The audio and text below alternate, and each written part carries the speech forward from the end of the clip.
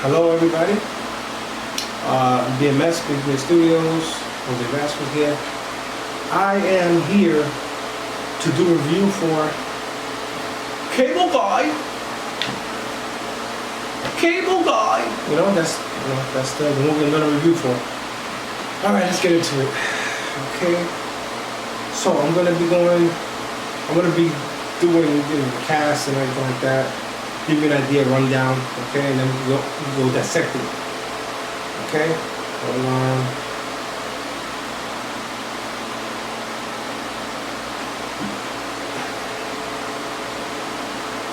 Okay, this movie came out June 14th, 1996. That's before I turned 11 years old. Wow. All right. Amazing. All right. So let me read the synopsis.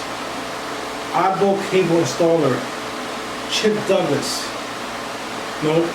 played by Jim Carrey, attempts to strike up a friendship with customer Stephen Koufax, played by Matthew Broderick, by offering him premium channels at no cost.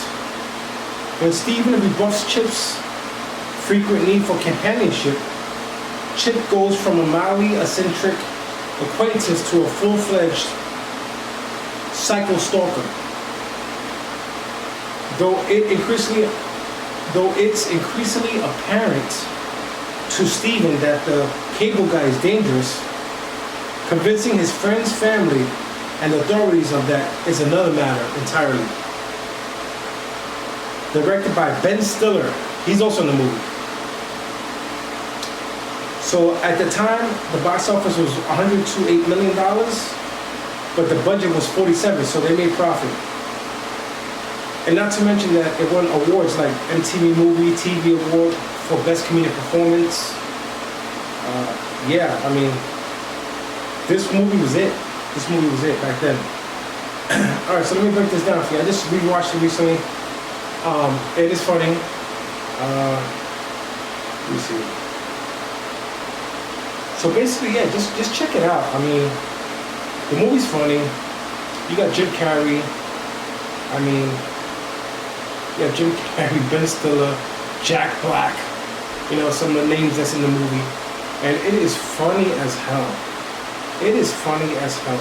You got these guys there. There's one scene that made me, I was hysterical. Man, I don't know, certain parts was hysterical. I like the part where, Matthew Broderick was waiting for him. Steve, the character Steve, who was waiting for Chip to come, and for hours. So he ended up, forgetting about it. Then he goes take a shower, and the guy comes out of nowhere, knocking on the door while he's in the shower. Cable guy, nonstop, and then he's trying to wash himself, and he had to rush out. Meanwhile, the guy was late, hours, and he tried to make it seem like the customer was not trying to answer the door or playing games, Meanwhile, he was the one that was late. But it was funny, though. That situation was funny. But when he starts developing a relationship with the guy, with Steve, and they start hanging out, it's funny. For example, Steve was playing a basketball game with his friends, and then the guy came out of nowhere. The cable guy came out of nowhere and started talking about, "You want to play basketball?" That's how he sounded. "You want to play basketball? Because I'm ready."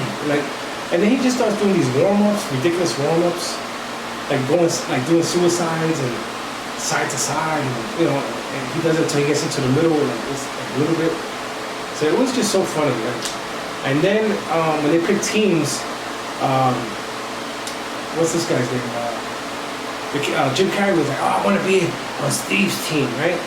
So the guy who was on the team, or the guy who initially picked him, was Jack Black. So he was going to play on Jack Black's team.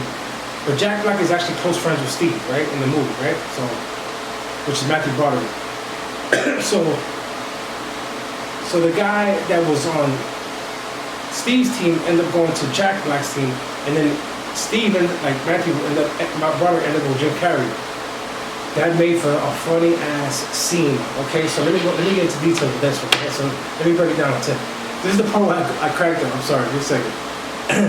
So there's a scene when we were playing defense and Jim Carrey had the ball. he wanted to dunk, so he ran towards Jack Black and stepped on his back, climbed on his back with his feet in order to dunk. So he stepped on Jack Black in order to dunk the ball. It was so funny. It was so funny, man. Oh my god. And then he broke the glass. Like he wasn't even like Shaq size to be breaking glass, and he broke the glass and he fell on the floor like, ugh. It was so hilarious. This movie was when Jim Carrey was at his best. I mean, funny wise, you know what I mean? Like Ben Stiller was funny too in that movie. It was straight comedic, like chaos. You know what I'm saying? But I enjoyed that movie very well. Like as a kid, I watched that movie like about, I don't know, man, 100 times. It was so funny to me at the time. That's a classic right there. If you haven't seen Cable Guy, you know, you should go back and watch it. That's old school stuff. And you should, before you watch it, like get hip to like the events of the time period. Like if you're young, you know, like if you're like 21 or 19, you know, a young person, go back and find out what was going on in the mid-90s. I believe Bill Clinton was still in office, okay? Bill Clinton was still in office. Then we had the Menendez brothers situation. You know, look up into things so you could like get an idea for the movie, because it plays around that time period. And I don't want you to feel lost with some of the jokes and things. You know, just try to find out what were the jokes of '96, the music of that time, before you get into old school movies, you know what I mean? Because I don't want you to feel lost. You know, that's what I do. When I look into movies, I try to catch up with the times and try to feel, you know, be like, okay, what happened in that time period? So I don't feel lost, you know?